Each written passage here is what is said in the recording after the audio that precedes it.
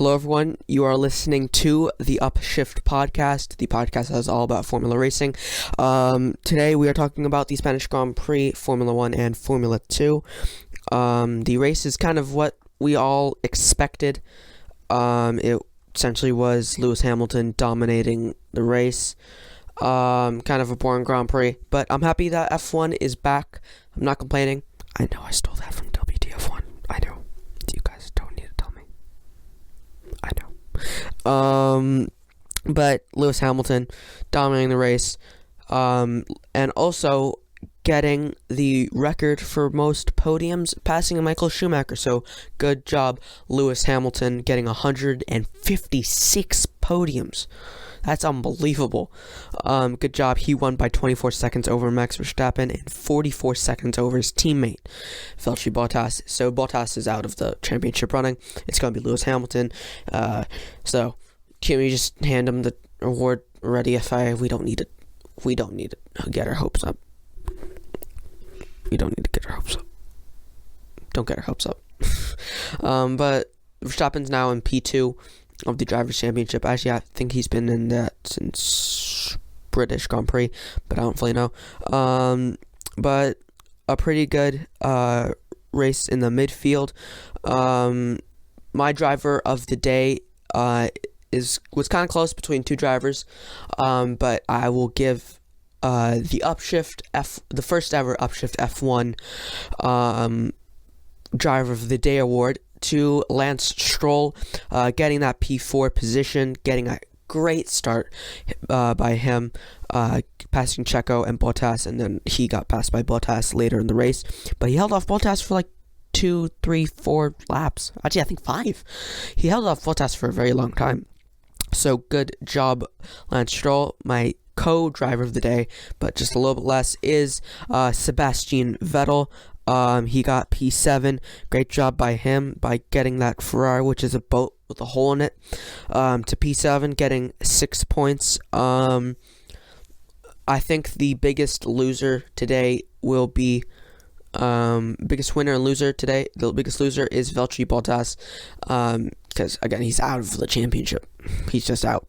So is Max. There's no way that they can make that up. And I definitely think that it's just going to be Lewis.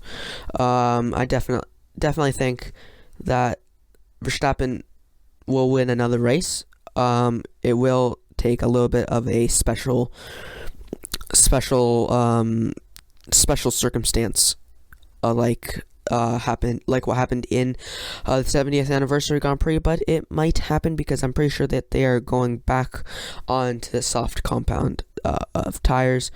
I quickly want to talk about Red Bull. Sticking with Red Bull, Alex Albon, he finished in P8, but I definitely think it is a good race by him, weirdly, because coming from that hard tire, and I don't know what was going through Red Bull's head when they did that. They should not have put him on those tires, but he went through traffic and finished in P8, so good job by him. The running order is essentially what we thought: Williams, Haas's, and Alpha, of Giovinazzi on the back, and then the Haas's, and then Kimi Räikkönen, good job by him, P14, qualifying in getting into Q2, so good job by him. Bad race for Renault, not scoring any points, with Ocon P13, Ricciardo P11. And now let's move on to Formula 2. Last race, it was the MP Motorsport team, their shining moment again, with Nobuharu Matsushita winning the Grand Prix, and then they had it again with Felipe Drugovich winning the sprint race. So good job, MP Motorsport. So now the standings are as follows: Callum Ilott retains. Retains, I think that's the right word. Stays in the championship lead, I'll just say that. Then Robert Schwartzman, Christian Lundgaard, Yuki Tsunoda, Mick Schumacher, Guan Yu Zhou, Nikita Mazepin, Felipe Drugovich, Louis Delchaz, Dan Tictum, Kugiyato, Nobuharu Matsushita, Marcus Armstrong, Jack Aiken, Jehan Deruvala, Giuliano Alesi, Sean Galel, Pedro Pique, Roy Nissany, Atem Markelov, Sato, and Samaya.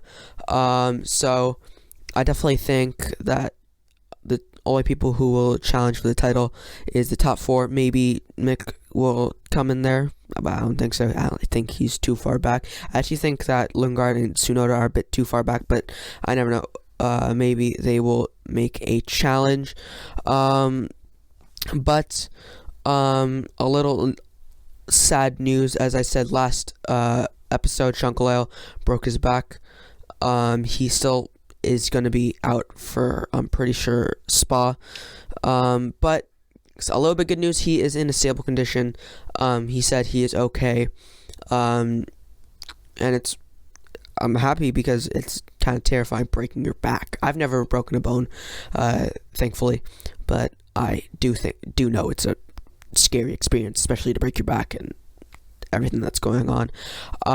So I hope he gets better, and I hope to see him soon in the F2 grid. Now a little bit championship F2 kind of talk. Unai Virtuosi leads the Constructors Championship, followed by Prema, ART, High Tech Motorsport, MP Motorsport, Carlin, Charouz, Dams. Dams not doing very well. Campos also not really doing well. BWT, HWA, Race Lab, Formula 2 team. Very long name, by the way. Definitely change it. And then Trident having their only point with Roy Nissany.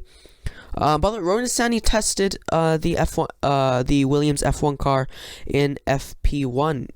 So good job, Roy. And now we wait on for Spa Francorchamps, which is in 2 weeks.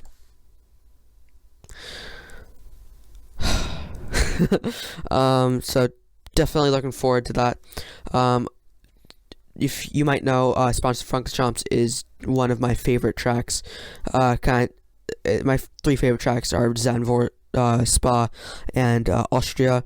So I'm happy to go to those tracks. And the next race is obviously it's going to be Belgium.